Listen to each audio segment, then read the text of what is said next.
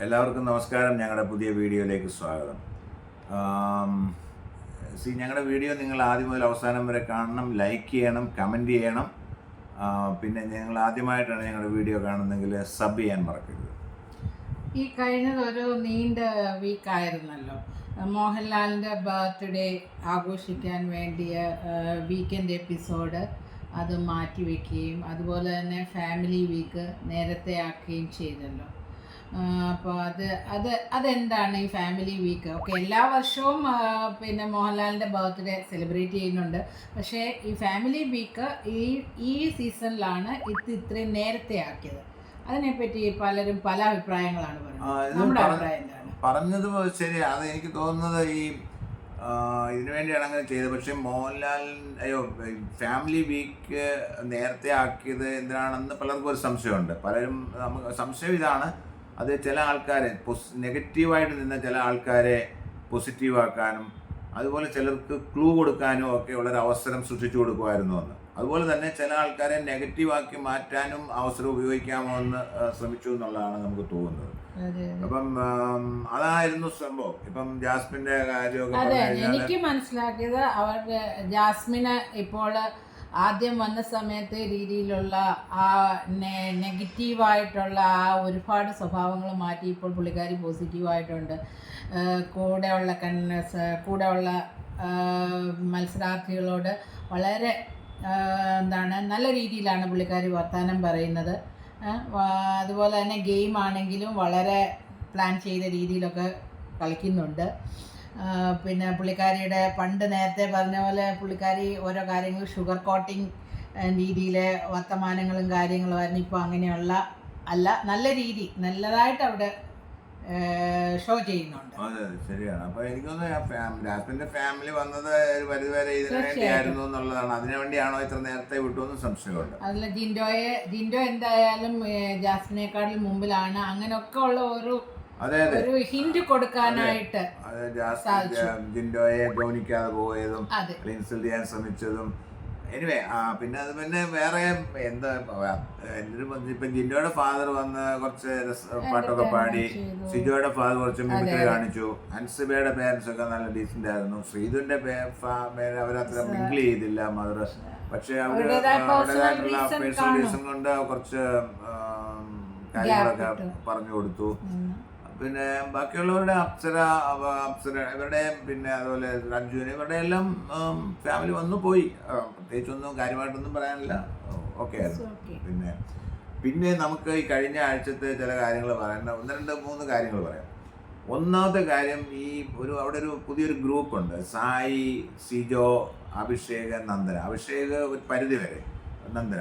അതായത് ഇവർ ഇപ്പോൾ ഒരു ഗ്രൂപ്പ് ഉണ്ടാക്കിയിട്ട് നന്ദനയ്ക്കൊരു പണ്ട് ഒരു ആൾക്ക് വീടെന്ന് പറഞ്ഞ നന്ദനയ്ക്ക് കപ്പെന്ന് പറഞ്ഞൊരു ടീം ഉണ്ടാക്കിയിട്ട് ഇവർക്ക് കപ്പൊന്നും വേണ്ട, ഇവർക്ക് നന്ദനയ്ക്ക് കപ്പ് കൊടുക്കുക, നന്ദനയ്ക്ക് വീട് കൊടുക്കുക. അത് പിന്നീട്, അതായത് നന്ദനയ്ക്ക് കപ്പ് കൊടുക്കുക എന്നുള്ളതാണ് അവരുടെ ലക്ഷ്യം. അതിനുവേണ്ടിയാണ് അവരിപ്പം കളിക്കുന്നത്. അവർക്ക് കപ്പൊന്നും വേണ്ട. പക്ഷെ അവർ ടോപ്പ് 5-ലാണെന്ന് അവർ സ്വയമേ അങ്ങ് തീരുമാനിച്ചു.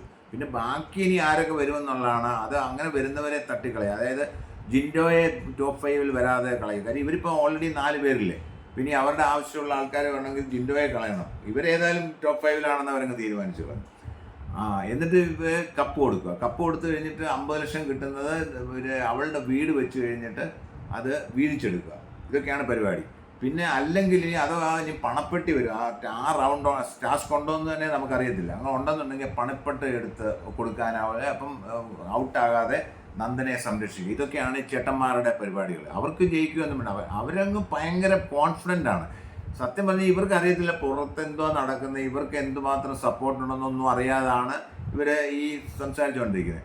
ഇപ്പം ഈ പറഞ്ഞ പോലെ ഇപ്പം തന്നെ കഴിഞ്ഞ ഇതിനകത്ത് ഒരു റാങ്കിങ് നടന്നു. റാങ്കിങ്ങിൽ നിന്ന ആൾക്കാരിൽ ശരിക്കും പറഞ്ഞു കഴിഞ്ഞാൽ അത് മൈൻഡ് ഗെയിം കളിച്ച് വൃത്തിയായിട്ട് കളിച്ചത് ജിൻഡോയാണ്. ജിൻഡോയെ ഒന്നാമത് ഇവർ നിർത്തത്തില്ല എന്ന് മനസ്സിലായാൽ പുള്ളി പോയി 2ാമത് നിന്നു. അവിടെ നോറയായിരുന്നു.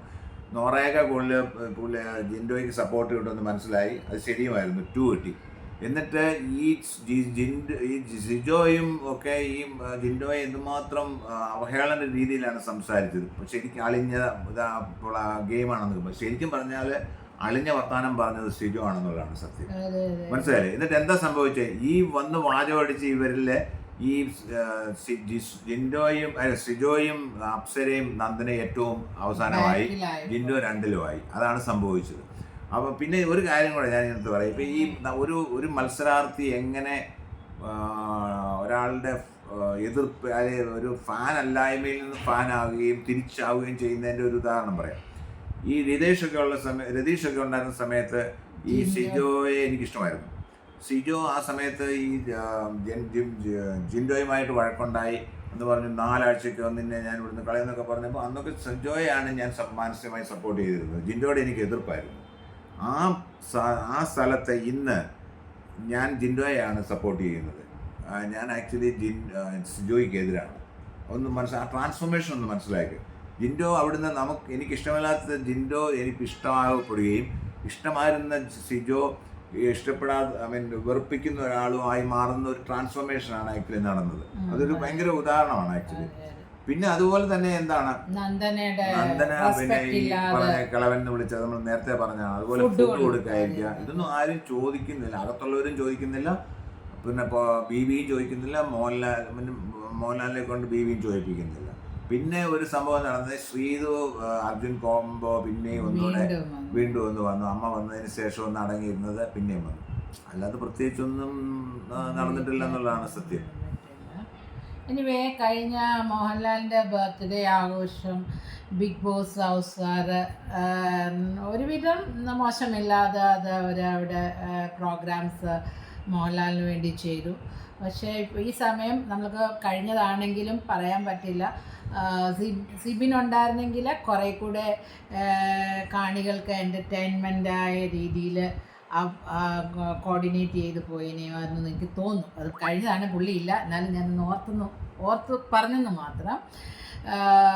അതേപോലെ തന്നെ പിന്നെ ഈ ജിൻഡോയുടെ ഡാൻസ് പെർഫോമൻസ്, അതുപോലെ മൂവി നറേറ്റ് ചെയ്ത് ശരിക്കും നന്നായിട്ട് ചെയ്തത് അല്ലേ. വേറെ എല്ലാരും ഇങ്ങനെ ബൈഹാർട്ട് ചെയ്ത് പറയുന്ന പോലെ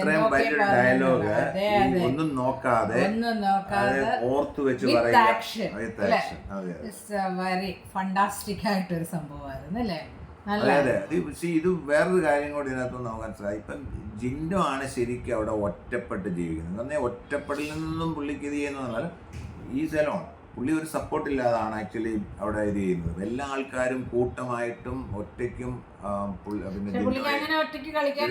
അതുകൊണ്ട് അത് തന്നെയാണ് ജിൻഡോയുടെ ശക്തി. കാര്യം ജിൻഡോ ആണ് ശരിക്കും ഒരു ബി മെറ്റീരിയൽ, അതായത് സർവൈവ് ചെയ്യുന്ന, ഒറ്റയ്ക്ക് ഇരുന്ന് പോരാടുന്ന, മറ്റുള്ളവർ എതിർപ്പിനെ അവഗണിച്ച് മുന്നേറുന്ന ഒരു മത്സരാർത്ഥി എന്നുള്ള പേര് ഉള്ളതുകൊണ്ടാണ് പുള്ളിക്ക് ഇത്രയും സപ്പോർട്ട് പുറത്തുണ്ടെന്നുള്ളതാണ് എൻ്റെ വിശ്വാസം. അതുകൊണ്ട് അങ്ങനെ ഒറ്റയ്ക്ക് ഇരിക്കുന്നതുകൊണ്ട് പുള്ളിക്കാരൻ ശരിക്കും ഒരു എന്താ ബിഗ് ബോസിന് പറ്റിയ ആള് തന്നെയാണ് അല്ലേ. പിന്നെ ഈ പറഞ്ഞ പോലെ തന്നെ എവിക്ഷനെ പറ്റി, അതായത് എന്തായാലും അങ്ങനെ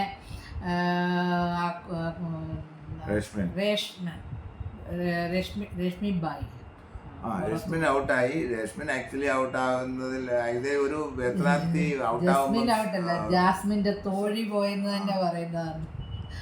അതെ, അത് വേറൊരു കാര്യമുണ്ട്. എനിക്ക് തോന്നുന്നു ഇപ്പോൾ ഒരു പുതിയൊരു സ്ട്രാറ്റജി, അതായത് ജിൻഡോയെ തകർക്കുക എന്നുള്ളത് ബിബിയുടെ ഒരു പരിപാടിയാണെന്നാണ് ഇപ്പം തോന്നുന്നത്. പല ആക്ടിവിറ്റീസും, അതായത് സ്ക്രീൻ പേസ് കൊടുക്കാതിരിക്കുക, കാണിക്കാതിരിക്കുക, പിന്നെ ജിൻഡോയ്ക്ക് പറ്റിയ ഗെയിംസ് ഒന്നും, ഫിസിക്കൽ ഗെയിംസ് ഒന്നും കൊണ്ടുവരാതിരിക്കുക, മനസ്സിലായില്ല, അങ്ങനെ ഓരോ പരിപാടികൾ കൊണ്ടുവരിക. അപ്പോൾ അതിൻ്റെ കൂടെ എനിക്ക് തോന്നുന്നു ഈ ജാസ്മിനെ സപ്പോർട്ട് ചെയ്യുന്ന ആൾക്കാരെ പതുക്കെ പറഞ്ഞു വിടും. അപ്പോൾ എന്തോ പറ്റുന്നത് വോട്ട് കിട്ടും. ഇപ്പം രശ്മിൻ്റെ വോട്ട് കുറച്ചാണെങ്കിലും വട്ടവർ, അപ്പോൾ അങ്ങനെ അത് കൂടിക്കൊണ്ടുവരും. ഇപ്പം ജിൻഡോയ്ക്ക് അങ്ങനെ കൊടുക്കാൻ, പുറത്തു പോയാൽ വോട്ട് കൊടുക്കുന്ന ആൾക്കാരുണ്ടോയെന്ന് ചോദിച്ചാൽ വളരെ കുറവാണ്. ഇപ്പം മനസ്സിലായില്ലേ, ഇല്ലെന്ന് തന്നെ വേണേൽ പറയാം. അപ്പം അതാണ് ഒരു പുതിയ ഒരു ഇതെന്ന് പറയുന്നത്. അങ്ങനെ ഇനി അടുത്ത ആളായിരിക്കും. അപ്സര പറയുവാണെങ്കിൽ അപ്സരയുടെ വോട്ടും ജാസ്മിന് വരാൻ സാധ്യതയുണ്ട്, അറിയില്ല. എനിവേ, നമുക്ക് നോക്കാം. അതുകൊണ്ട് എല്ലാവരും എന്താ പറയുന്ന ജിൻഡോയ്ക്ക് വെളിയിൽ നിന്നും കിട്ടുന്ന വോട്ട് അതെ അതെ. അതല്ലാതെ ഇപ്പം ജിൻഡോ വേറൊരു കാര്യം കൂടി ഇതിനകത്തുണ്ട്. അതായത് ഈ ജിൻഡോയെ പ്രൊവോക്ക് ചെയ്ത് ഇവർക്ക് പുറത്താക്കാൻ പറ്റത്തില്ല. കാര്യം പ്രൊവോക്ക് ചെയ്ത് പുള്ളി അതിനകത്ത് നിന്ന് കൊടുക്കത്തില്ല, അതിന് വീണ് കൊടുക്കത്തില്ല.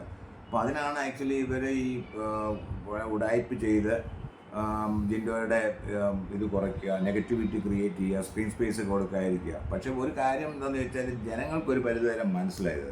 അപ്പോൾ ഇനി ഇവർ ഉടായ്പ കാണിച്ച് അതിനകത്ത് ഇത് ചെയ്യുവാണെങ്കിൽ അവർക്ക് മനസ്സിലാവരുത് ബിഗ് ബോസ് അറിഞ്ഞുകൊണ്ട് ചെയ്തിരിക്കുവാണെന്നുള്ളത്. അല്ല, ഈ ജാസ്മിനെ സപ്പോർട്ട് ചെയ്യുന്ന അവിടെ അതിൻ്റെ പിന്നിലെ ക്രൂകള്, പിന്നെ അതിൻ്റെ പിന്നിൽ പ്രവർത്തിക്കുന്നവർ എന്തോ റിലേറ്റീവ്സ് ആണോ? അല്ലല്ല, ഇതിപ്പോൾ ആൾക്കാർ ചോദിക്കുന്നത് സ്ക്രിപ്റ്റ് ആണോ എന്ന് ചോദിച്ചു കഴിഞ്ഞാൽ സ്ക്രിപ്റ്റിനാണെന്ന് തന്നെ പറയാം. കാര്യം എന്താ, ഇപ്പം ഞാൻ കാര്യം ഇപ്പം ഈ ഇത് എക്സ്റ്റെൻഡഡ് വീക്ക് ആണെന്നും പറഞ്ഞാൽ സെയിം നോമിനേഷൻ കണ്ടിന്യൂ ചെയ്യാണ്. എന്തുകൊണ്ടാണ്? അല്ല, അതുകൊണ്ടായാലും ബാക്കിയുള്ളവരെ കൂടി ഇടാമല്ലോ. അവിടെ നിൽക്കുന്നതെല്ലാം ഈ സായി, പിന്നെ എന്താ പറഞ്ഞാൽ ഈ ഇവരെല്ലാം സേഫ് ആയിട്ട് ഗെയിം കളിക്കുന്ന, നല്ല സേഫ് ആയിട്ടുള്ള അവരെ കൂടെ ഇട്ടിട്ടൊക്കെ ചെയ്യാൻ പറ്റില്ല. 3 ദിവസം അതെന്താ ചെയ്യാഞ്ഞത്?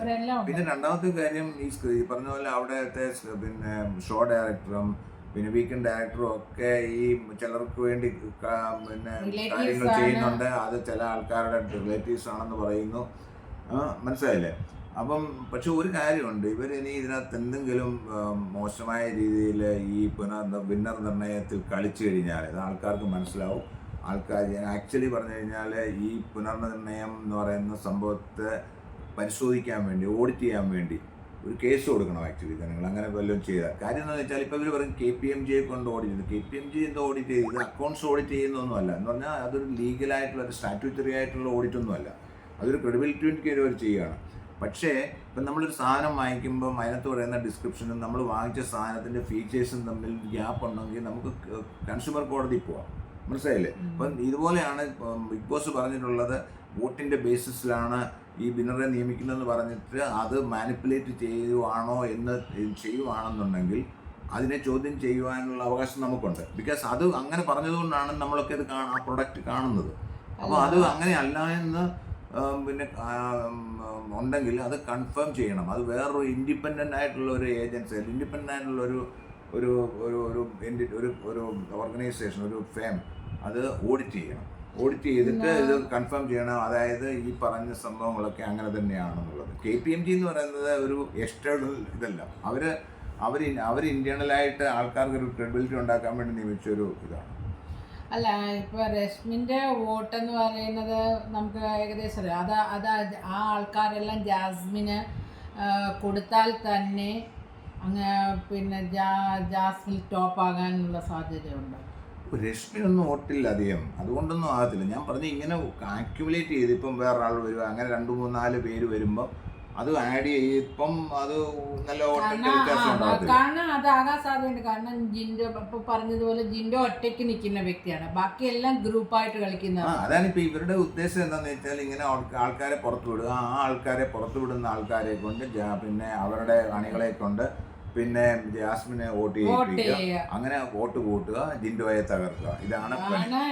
പക്ഷേ ഇത് ഈ കളി ശരിക്കും ഒരു തീക്കളിയായിരിക്കും ഏഷ്യാനെറ്റിൻ്റെയും BBAയും ഹോട്ട്സ്റ്റാറിനെയും ഒക്കെ സംബന്ധിച്ചോളം. ബിക്കോസ് ഇത് അണത്തിക്കൽ കളിയാണ് അങ്ങനെ ചെയ്യുന്നുള്ളതിൽ. കാര്യം ജനങ്ങൾ ഈ ഇത്ര നാളെ ഈ വോട്ട് ചെയ്തുകൊണ്ടിരുന്ന അല്ലെങ്കിൽ സപ്പോർട്ട് ചെയ്തുകൊണ്ടിരുന്ന ആൾക്കാരെയൊക്കെ മണ്ടന്മാരാക്കുന്ന ഒരു സംഭവമാണ്, ഇല്ലേ? അപ്പോൾ അതുകൊണ്ട് അങ്ങനെ ചെയ്യത്തില്ലെന്ന് നമുക്ക് വിശ്വസിക്കാം. ഈ അനീതിക്ക് വേണ്ടി നമുക്ക് പോരാടാം. അതെ അതെ, ശരി. ഞങ്ങൾ വീണ്ടും വരുന്നതായിരിക്കും. ഇത് തന്നെയല്ല, ഈ പിന്നെ ബിഗ് ബോസ് അല്ലായിരിക്കാം, വേറെ എന്തെങ്കിലും ആയിരിക്കാം. ഓക്കെ, നന്ദി, നമസ്കാരം.